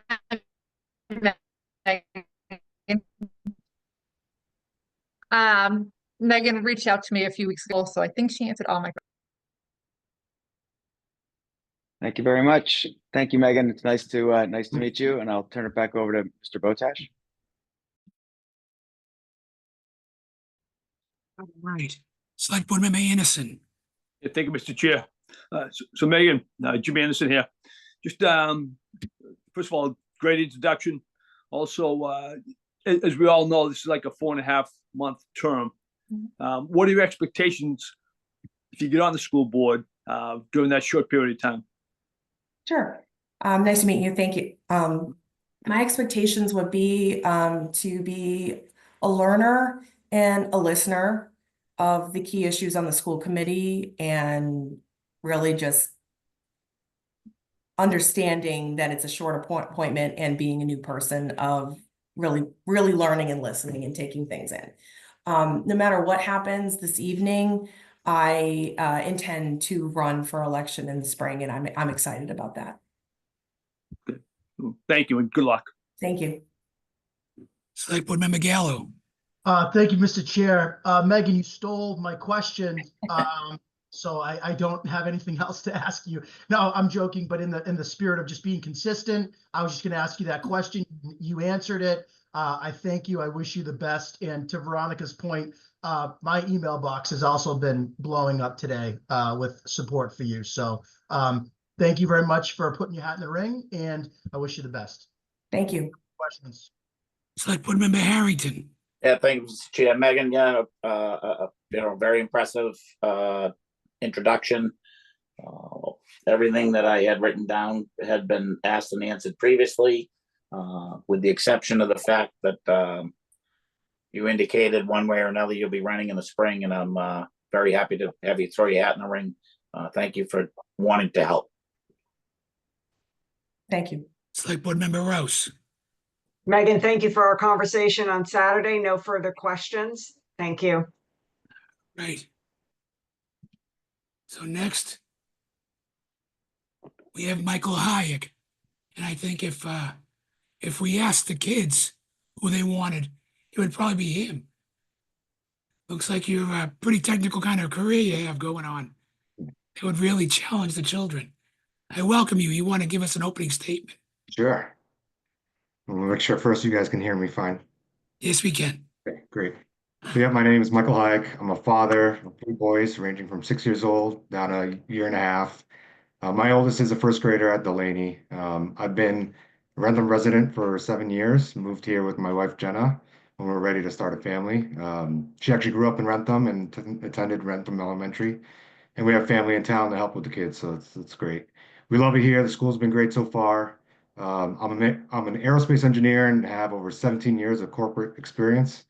I'm applying to the school committee role because I'm striving for transparency, keeping our kids safe and ensuring our kids be kids. Just be fully transparent. It's been quite the roller coaster over the last several years between COVID, election cycles, and just a lot of outside pressures. We've all been through a lot. We live in a complex world and there's so much noise out there. I just want to make sure that our kids are left to be kids, come to school, learn, play, make friends, and lasting memories. It's tough to see, a lot of what is said these days is taken to one extreme or another. I believe people are starting to understand that most of us really lie in the middle, and we've let the tales of the distribution kind of dictate the conversation. I'm a regular guy, and like many of you, have students in the school system. Between my three kids, we'll be part of Wrentham Elementary for the next decade. So I have a vested interest in the success of the schools. And I would like to serve our children, our parents, and give back to the community. Thank you, Phil. Thank you, Mr. Chairman. Thank you, Michael. I'll turn it over to Veronica for any questions. Hi, Michael. How are you? Good. How are you? Good, thanks. I was wondering if you could speak a little bit about your experience with budget planning. I believe in your application you had mentioned that that would be a sort of a strong suit for you. So if you could just give some background as to your experience with budget planning, that would be great. Thank you. Yep. So yeah, I work in private sector. I managed and led some committees where we've had a role in managing a budget. I'm not a finance person, but as an engineer, numbers are kind of my thing. So I have no concerns in coming up to speed and understanding and helping out with the budget. Thank you. Thank you. I'll turn the floor over to Paul. Thanks, Phil. Mike, same question. And also thank you for your name in the hat. Great chatting with you this past weekend. And just to repeat it, even though you probably know it, what do you think has contributed to the increase in mental health issues? And as a school committee member, what steps would you consider taking to address this challenge? Okay, yeah. A lot of what has been said, I agree with. It seems kids never really seem to unplug, and it's not just the kids, it affects all of us. Technology is wonderful, but it's a double-edged sword. People can be very hurtful, especially behind a screen or a keyboard. Social media, influencers, it all portrays an image that many judge themselves against. In addition, I think the impact that COVID had on social interactions is something we'll be likely to be talking about for years to come. And as stated before, right, there's a lot of pressure and expectations on our children. So I'm not going to pretend to have all the answers, but we need to be careful on how we integrate technology in our lives and promote healthy interactions. And I think we can support our children by being attentive parents and having school staff that is trained to catch those early warning signs. Thank you. Thanks, Paul. Aaron, any questions? Hi, Michael. Thank you for applying. I don't have any questions. You answered it in your introduction. So thank you. Thank you. Thank you, Aaron. Michael, thanks for applying. I don't have any specific questions for you, but since we've gone through the 5 candidates here, just want to say again, reiterate how excited I am by the energy and passion and experience that all of you have brought tonight, how passionate you are for kids. I think we're all incredibly lucky for those of us who have children in the schools, or for those of us who sent them in the past or interact with any of the folks in the community. We're very, very lucky in this town, I think, to have the schools that we have. And while the school committee can't take a whole lot of credit for all of that, seeing all this energy and excitement from members of the community to apply for this position, I think really speaks to what a great community this is. So thank you all. It's not easy to get out here and talk about why you think you're the best person for the job and be in a tight race among 5 people. So I just wanted to say thank you again for doing that and for being brave. I'll turn it over to you, Chairman Botat. All right, thank you. Jim, any questions for Michael? Yeah, thank you, Mr. Chair. So Michael, first of all, I want to congratulate you for having 3 boys. I had 3 boys myself, so just a piece of advice: gonna have your hands full. But going forward, as we mentioned earlier, this is a short term, a 4.5-month term on the school committee. So what would the expectations be? Yeah, I know it's a short assignment there. I would be excited to get right to work. I know there's a learning curve here ahead here and a lot to catch up with law and policy, but I'd be looking forward to working with the other committee members and getting up to speed to be as effective as I can be, in the short time between now and April. Okay, thank you. Good luck. Select Board Member Gallo. Thank you, Mr. Chair. Mike, great to meet you in person. I also had a chance to talk to you the other day. I enjoyed our conversation immensely. You sound like a very intelligent individual that has a vested interest in the schools and the community. I'm going to ask you the same question I did everybody else. Why are you the candidate we should choose tonight? Yeah, I can't say I'm the best as I don't know the other candidates and they all sound really well qualified as well. But coming from the private sector, I'm coming into this with an independent, fresh set of eyes. I don't have any of the influence from the teachers union or other outside forces. I've never been employed by the school. I'm just an involved parent, and I see that as an advantage. I have also extensive experience collaborating with diverse teams. My day job, we gather the facts, review supporting data, and discuss. I always try to be inclusive and want to make sure that everybody's perspective is heard and understood. And then collectively, as a team, we need to work together, come to consensus, and do what's best. And I would use the same approach in this role. Thank you, Mike. No further questions, Mr. Select Board Member Harrington. Thank you, Mr. Chair. So Michael, yeah, very impressive resume. You covered everything that was asked and answered already. Wish you the best. Thank you. And Select Board Member Rouse. Michael, thank you for your time on Saturday. I appreciated getting to know you and being able to ask my questions. No further questions at this time. Thank you. All right. Well, I want to thank the 5 candidates for putting in their application. And as I always say, and Chris will probably echo this, Wrentham is not a town. It's a family. Family. And we're all part of this family. And we all want the best for each other. And the philosophy that I have is when you're on a committee or a board, when you hit that gavel, you fight for what's right. But when the gavel adjourns, you all have to be civil because we all are looking out for a common interest. In this case, it's the youth of Wrentham. I want to welcome all the teachers and staff who are at this meeting. I see my friend of 21 years, Miss Founds. It's me, the retired fire chief. I don't see any of my son's teachers here because I think they all retired when he graduated because I think he gave them a run for their money. But I want to welcome all the staff and I encourage you for your engagement in this process. At this time, I'm going to reach out to the school committee and see if you have a recommendation. This is a vote of all 9 members here, but I'd like a recommendation from the school committee on who you think should fill the seat. Bill, can you ask for a motion? Sure. Veronica? Yes, I'd like to make a motion for nomination. Okay. And then can I move forward? Please. I also want to echo both Chairman Botash and Chairman Jordan's words. You're 5 amazing candidates. You all bring varied backgrounds. I think almost all of you have already said that you intend to run in the spring, and I think that's outstanding. We'll have an exciting spring ahead of us in our town. Based on our current needs facing us in the next 4 months, I would like to nominate Cindy Fuller to fill the position for school committee. And I guess I'll stop there because I need a second. I'll second. Okay, do you want to do a roll call vote with your team? Sure.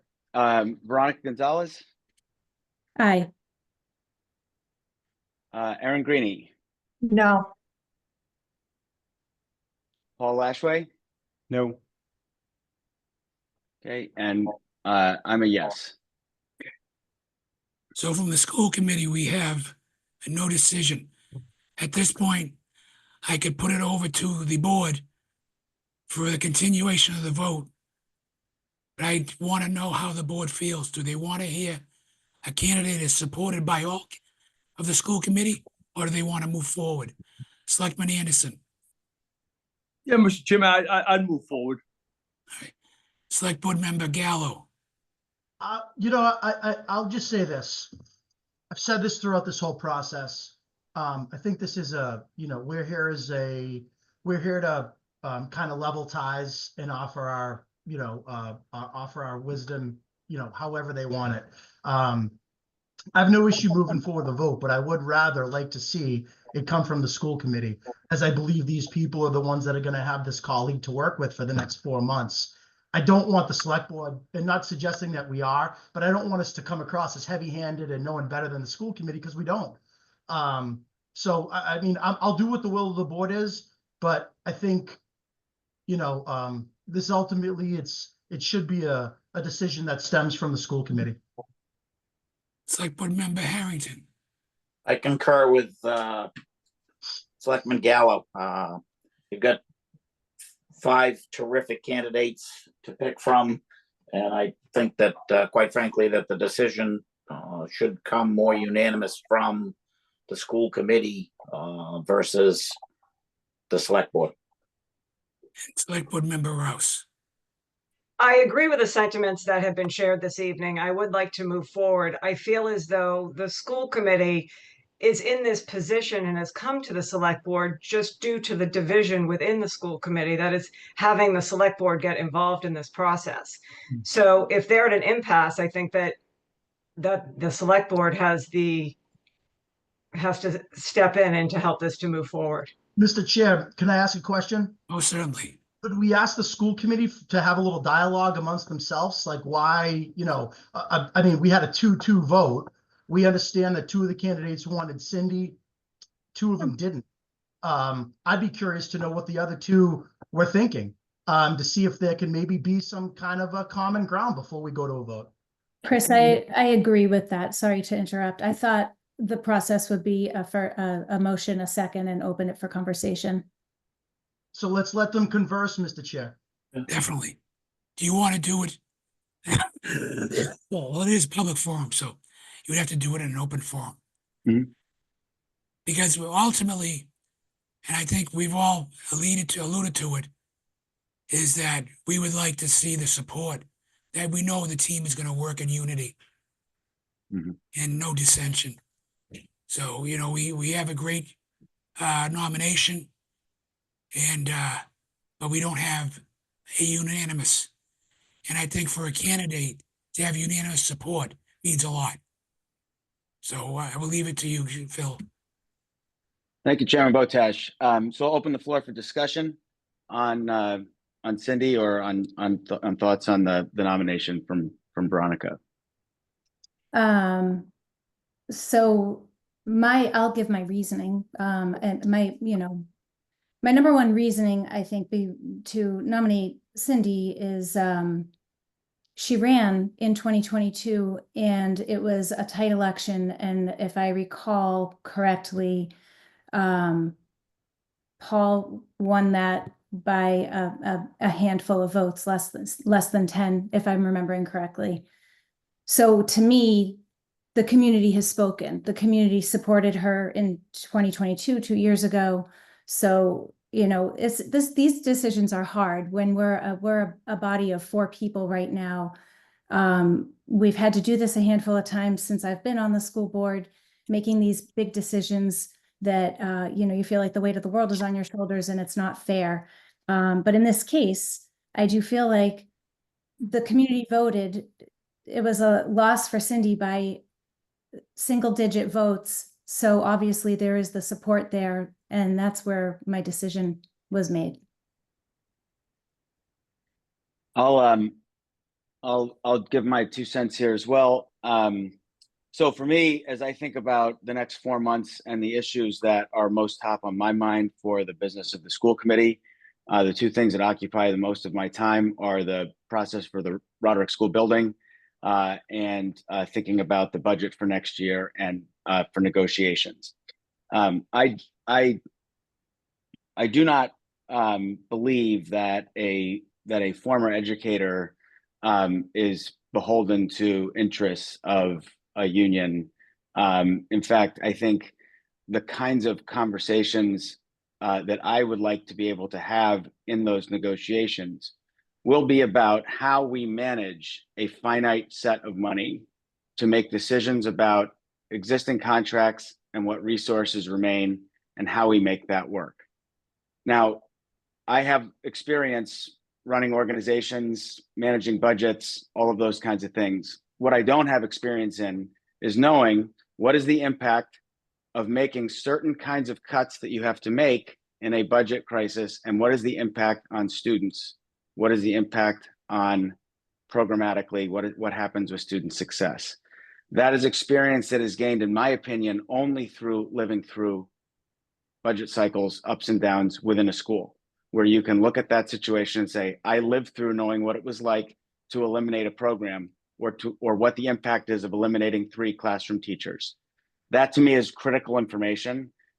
We had an educator on the board previously, and I think having an educator on the board is a huge asset, and it's good perspective that we've had historically. The other thing that I mentioned is the Delaney the Roderick School Building project. We just got an approval today to move ahead with our design team. So now we have a project manager and Getting it a ready for the designer morning. on board. So I think if folks, yeah, there we go. So we have a designer on board and a project manager on board. We're moving ahead, full steam ahead, and we'll be making lots of decisions on how to communicate with the community. Having someone who's gone through that process twice is very, very helpful, I think, in terms of making sure that the school committee is prepared to do what it needs to do. Now, all that being said, you know, I think there's a lot of great candidates here. It's 4 meetings. I do hope everybody runs. But for these 4 meetings, that's sort of where that's where my deciding factor was going. See, for me, it's not just the 4 meetings, because I feel like all of these candidates have said that they're going to run in the future. So it may start off with the 4 meetings, but I would like to see, and nothing against Cindy, because I think she's great, but I would like to see a parent who is there to represent the children, because everything we've said in the last 5 minutes has not been about the families and the children in the community. It's about what the building needs and, you know, negotiations coming up. But I would like to see somebody that is going to be in the school system for the next, you know, 10 years that can get on the committee and stay on the committee and is invested in our children. Mm-hmm. Yeah. Do you mind if I jump in too, Phil, or do you want Go to ahead. respond? No, to go that? ahead. No, No, I mean, go ahead. I'll echo what Aaron said. I thought that was well put. I mean, I had an awesome conversation with Cindy. I respect Cindy greatly. You know, I got to know her actually when we were holding signs when we ran against each other back in 2022. But yeah, I guess my question before talking about Cindy or even other candidates, I guess my question for Phil and Veronica, you know, have you had outside of today, have you guys had the chance to talk to all the candidates? I guess for me and my perspective is, you know, having long conversations with each of these candidates leading up to this was very insightful for me. So I'm curious if you gleaned anything from your conversations and what conversations you had. I did not speak to the candidates ahead of tonight. To be honest, Paul, given the last couple months of school committee, I'm nervous to have conversations with people outside of public meeting. So I saved my questions for tonight and just wanted it to be organic right here, right now. Yeah, so I wasn't asking if you talked to other school committee members. Obviously, we don't do that. But no, I'm I'm referring to the candidates. Oh, you're referring to, okay, yes. got it. Okay, thanks. Yeah. Yeah, no, I viewed tonight's meeting as the opportunity to hear from the candidates publicly, because that's how we operate. That's how our business operates. So yeah, so no, I did not reach out to the candidates individually. Got it. That's fine. I just was curious. I mean, so, you know, ultimately I'm in the same boat as Aaron. You know, I think another candidate could be better. And I think we should discuss that too, because, you know, and when I look at all the candidates, you know, I'm obviously appreciative of everyone stepping up. It's amazing to see 5 candidates step up, all really qualified. But ultimately for me, Meg really rose to the top. But to talk about Cindy, because I know this is what the motion is about, I do have concerns. And I told this to Cindy actually when we talked. We had a very candid conversation. And I told her exactly what I'm going to say right now. I said, I do have some concerns of a former teacher and someone who was a union rep. Just, you know, could it be possible that there'd be biases that's inserted in the process? You know, I look at the school committee, this is the kids union. You know, our job is to focus on kids first. We have Shannon, we have Alan, we have others to worry about and focus time on the budget. They do an amazing job and we're there to support them. But I don't think I share the same views as Phil and Veronica that, you know, Cindy is so crucial for this upcoming 4 months. No offense, Cindy, I think you're amazing. I really do. And there's a reason you're revered as, you know, a teacher that spent 35 years supporting this school. But anyway, I'm just sharing what I said to Cindy myself, because we had a really nice conversation over the weekend. So yeah, I personally would like to see someone who's a stakeholder via being a parent in the school. That's my preference. So I think that's totally valid. I appreciate that perspective from both you and Aaron. You know, I think for my sort of in reaction to those comments, on the matter of it being 4 meetings, while there may be an election, the role of this board jointly is to appoint someone for those 4 meetings. And then there will be an election in April where people can run on whatever platforms that they want to run on. And so it is a bit different to be elected by the entire community as opposed to being appointed by a board of 9 members. And so I do think, in my mind, there is a distinct difference there in terms of how we think about the person that we would appoint, because it is a short-term appointment. And yes, they're all going to run, but then the voters will decide. And you know, my perspective on teachers, obviously I've said it, and I'll just say it publicly, right? I think that parents are very good about thinking about their own children and the needs that their children have, and the bias there is your child's experience. And teachers are responsible for 20 to 25 students at all times and thinking about navigating across all of those students. And that's nothing against parents. Look, I'm a parent, I'm not a teacher, and I see the way that teachers do that better than I do.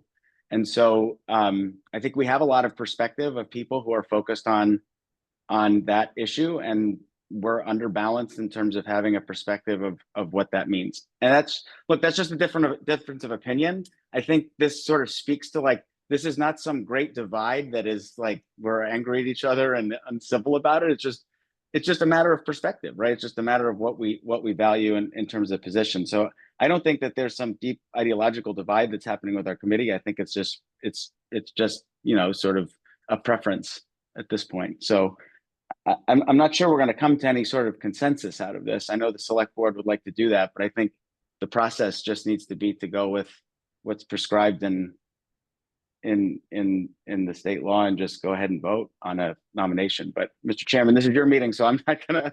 Can I ask one more thing, Mr. Chair? Yeah. I guess the only thing I would suggest is I would think it would be in the Board of Selectmen's best interest to know where myself and Ms. Greenie fall out in terms of the selection, and then we leave it up to the board. You know, say Aaron and I vote for 2 different people.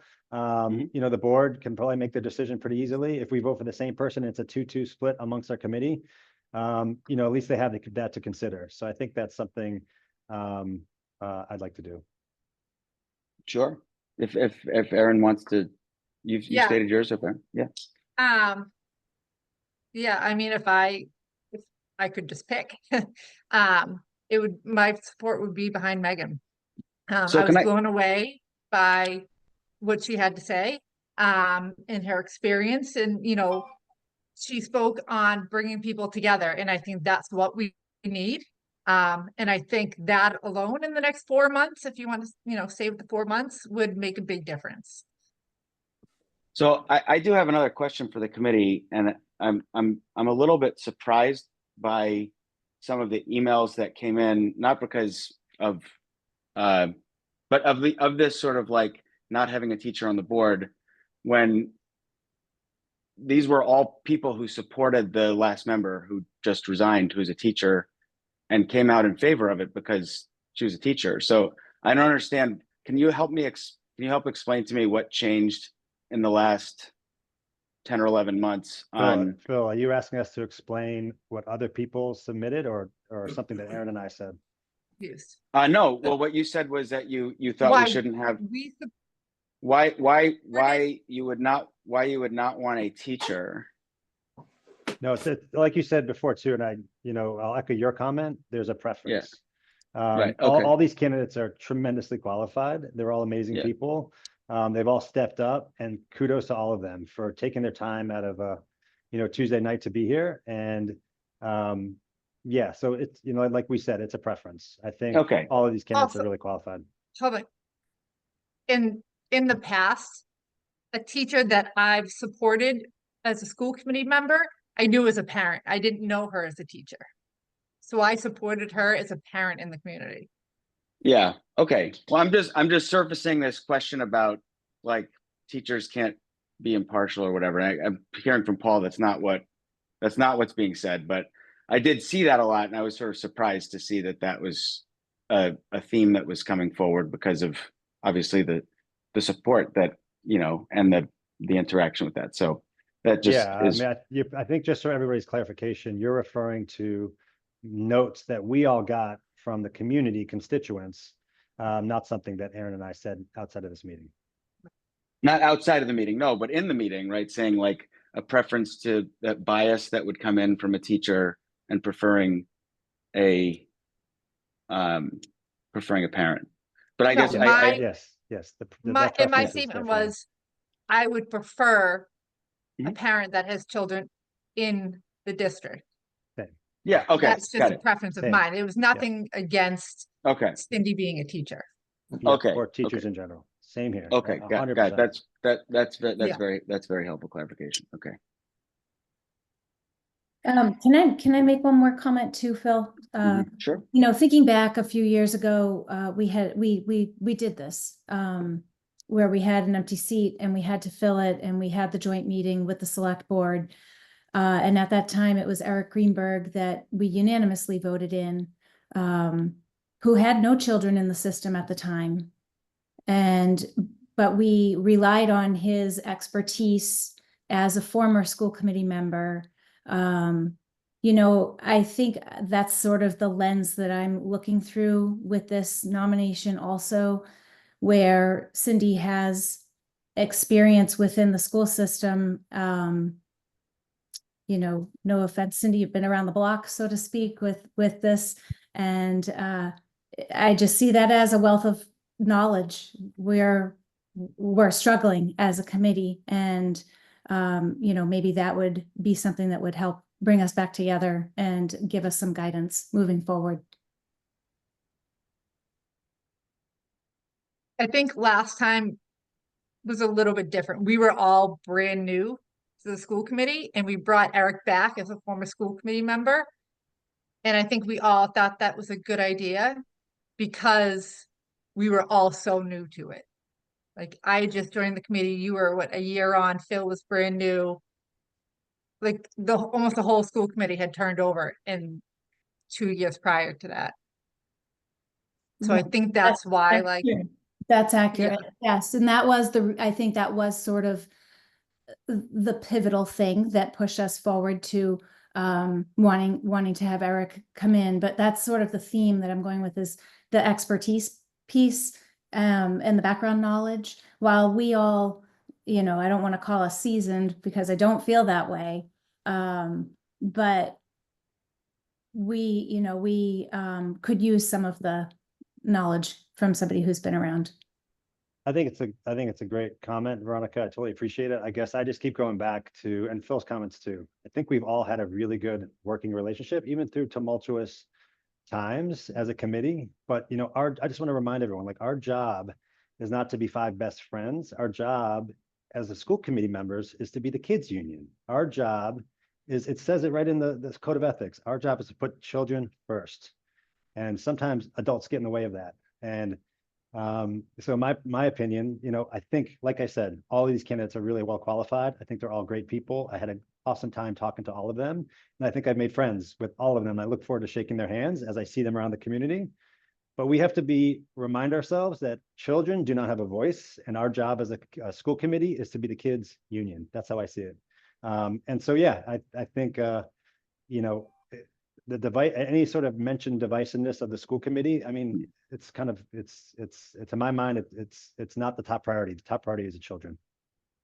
Yeah, I agree with that, Paul. And again, this is where it comes down to, you know, just perspective of, you know, again, in this Cindy's 700 students that she took care of for all those years, I don't think she did it for the money. So, you know, to me, it's that speaks to what you just said, speaks even stronger, in my opinion, for someone who has a proven track record of multi-decades and hundreds of students that, you know, she's cared for. I think that is putting students first. But again, that doesn't mean that you're wrong or I'm right or I'm wrong or you're right. It just, this is about preference. So Yeah, I Phil, really, we've agreed to disagreed several times. Yeah. And I think, we have five selectmen that can break a tie. So I think we should probably save everyone some time and move on to that.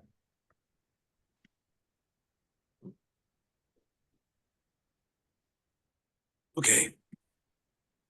So I want to thank you for that discussion. I think it was helpful for the board to hear both sides.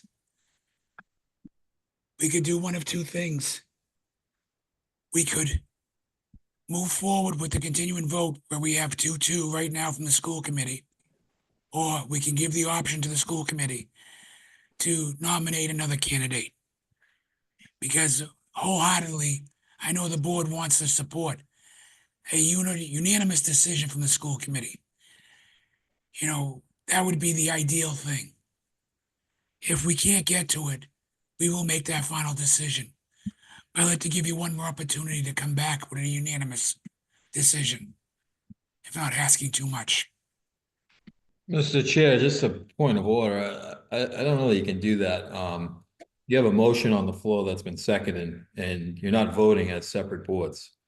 So, I mean, I don't know how you do that procedurally. If there's a motion and a second, and you're taking one vote, you're not taking votes as a separate select board and a separate school committee. All right. Then I guess we have no option but to move forward, then, is what you're saying. Correct. I think again, you have a motion, unless whoever made the motion would be willing to withdraw the motion.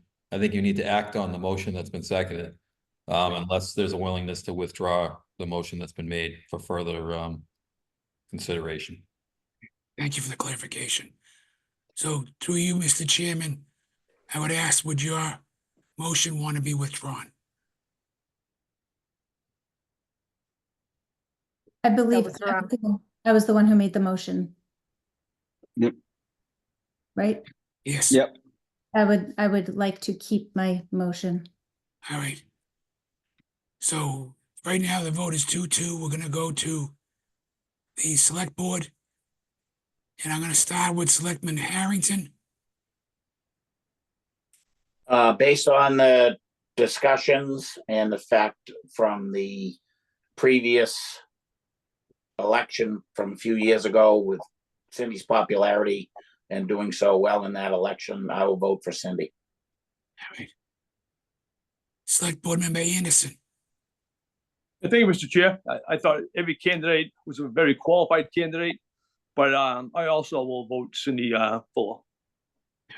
Select Board Member Gallo. Unfortunately, I'm a no, Mr. Chair, based on constituent feedback, based on Megan Drennan blowing what I have to say. She blew everyone else out of the park tonight. I think everyone else did a great job, but there was one candidate for me that really rose to the top and checked all the boxes that I was hearing throughout the day were very, very important to our resident voters. So although I like Cindy Fuller a lot, and I think all five of these candidates are incredible, I'm unfortunately going to vote no. Okay. Select Board Member Rouse. 5 outstanding candidates who I believe bring each unique experiences to this potential appointment. Due to my opening statements of what I believe is important for this board at this time, I say yes to Cindy Fuller. In my vote, I wish the people were voting and not us. This is a hard vote for us to do. We have 5 great candidates. And the support we received from Megan was phenomenal. And I think Cindy Fuller, I had a great time speaking with her because we ran our campaigns at the same time. And chances are in April, I'm going to be running a campaign with all these again. So I'm looking forward to that. But I am going to vote with the will of the board and to move forward with Cindy Fuller. Megan, I appreciate your willingness to run in April. And I can tell you right now, my support is behind you in April. Thank you. So I think you did an outstanding job, and I will support you in April. But I am going to support the majority of my board members and move forward with Cindy Fuller. So the vote was passed 5-3, no, sorry, 6-3, which my vote didn't matter anyways. But it's a 6-3 vote for Cindy Fuller. Thank you, Mr. Chairman. The Wrentham School Committee is in regular meeting at the moment, and so we'll be returning to our own Zoom room. I wanted to thank all the candidates. I do hope you'll all run in April. It takes a lot. I think you're all terrific. It'll be a great spring for election season. And especially want to thank the select board and the fellow members of the school committee for holding this joint session and having your meeting run a lot longer than you had planned. So appreciate you very much, Mr. Chairman. So the school committee will be exiting the joint session and returning to our Zoom. I want to thank the school committee for joining us. And as we go into the end of 2024, the beginning of 2025, my goal personally is to heal. I want the town to heal. I want the committee to heal. I want the community to heal and get back to the way things were when my kids were having Miss Maloney and Miss Founds as teachers. And we had a great time at Wrentham Elementary. And I would attend the school committee meetings with Michelle and Eric and Anna Tupper. And it was such, I used to argue with the chair, got it, which meeting would be quicker. Mine is. So I hope this is a time to heal. I look forward to seeing you candidates out on the common, out on the center school lot, holding signs as I run my campaign and you run yours. So let's take this time to heal and move forward. Thank you all. Thank you, Mr. Chairman. Thank you. Thank you. Thank you.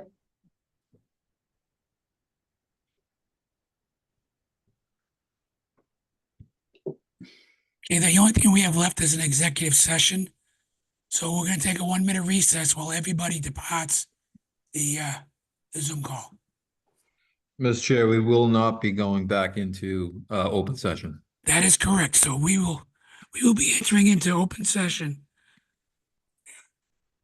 You guys have to vote to actually enter into an executive session. Exactly. That's what I was getting to.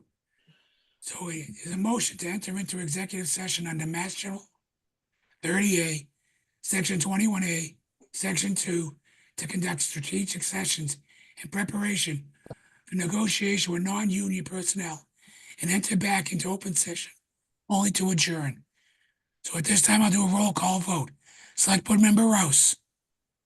Yes. Select Board Member Anderson. Anderson, yes. Select Board Member Harrington. Harrington, yes. Select Board Member Gallo. Gallo, yes. And Select Board Member Botash, yes. We will take a 1-minute recess.